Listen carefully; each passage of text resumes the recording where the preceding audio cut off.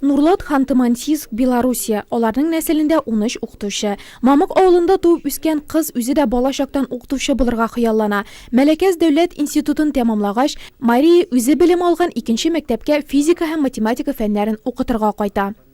Мне очень запомнилось. Минем укучыларым әле дә истә. Алар бик тырышып укый иде. Китапханәгә йөрделәр, күп китап укыдылар, җәмәгать эшләрендә, тимер тымыр җыюда актив катнаштылар. Шул ук вакытта укытучыларга карата игътибарлы булдылар. Искә төшерерлек вакыйгалар бик күп. 10 ел мәктәптә, 4 ел район мәгариф бүлегендә, 6 ел КПССның район комитеты секретаре, халык депутатларының район советы башкарма комитеты рәисе вазифаларында. Кайда гына эшләмәсен, үзе турында яхшы истәлекләр калдыра ул. Хезмәттәшләре аны бүген дә онытмый. Я училась в 7 классе во второй городской школе. Мин шәһәрнең 2нче мәктәбендә 7нче сыйныфта укыганда Мәләкәс педагогия институтын тәмамлап, Мария Михайловна Спасова физика фәнен укытырга килде. Ул яшь, зифа буйлы, чибәр, акыллы иде. Шунда ук укучылар хөрмәтен һәм мәхәббәтен яулады. Мәктәпне тәмамлагач 1969 елда мин Казан педагогия институтына укырга кирдем. Химия биология бүлеген бетереп кайткач, туган мәктәбемә химия фәнен укытырга килдем. Мария Михайловна ул чакта безнең мәктәптә эшли иде әле. 1974 елдан башлап без аның белән яхшы хезмәттәшләр, дуслар булып киттек. Мария Михайловна ул искиткеч укытучы. Мәктәптә укытканда ук оештыра белү сәләте, тәрбияче сыйфатлары ачыкланды. Принципиальлек, гаделлек, үзенә һәм башкаларга карата таләпчәнлек. Әлеге сыйфатлар аңа югары вазифаларга күтәрелергә һәм күп еллар дәвамында җаваплы урыннарда эшләргә ярдәм итә. Шул ук вакытта халык арасындагы абруен арттыра.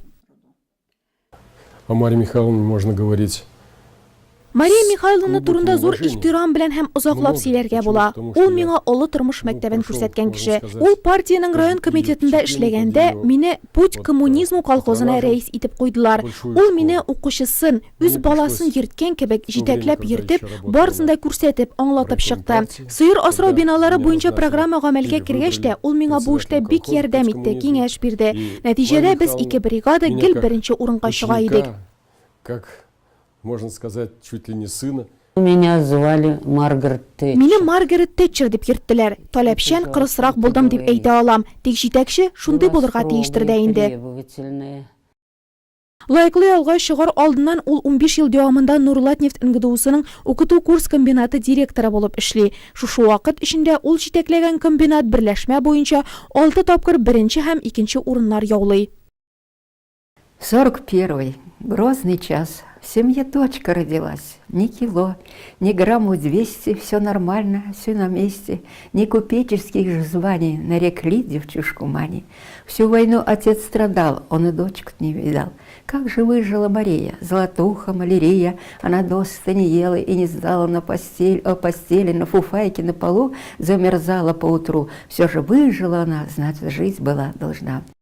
Бу Клавдия Кротова тарафыннан Мария Спасованың 75 яшьлек юбилеена багышлап иҗат ителгән поэмадан бер үзек. Клавдия Васильевна аның сыйныф җитәкчесе генә түгел, гомерлек дусты, киңәшчесе, ярдәмчесе дә. Она очень уважаемой была в классе. Аны укыганда да бик хөрмәт итә иделәр. Ул 4-5-легә генә укыды. Комсомол оешмасында булды. Төрле чаралар аның башлангычында узды.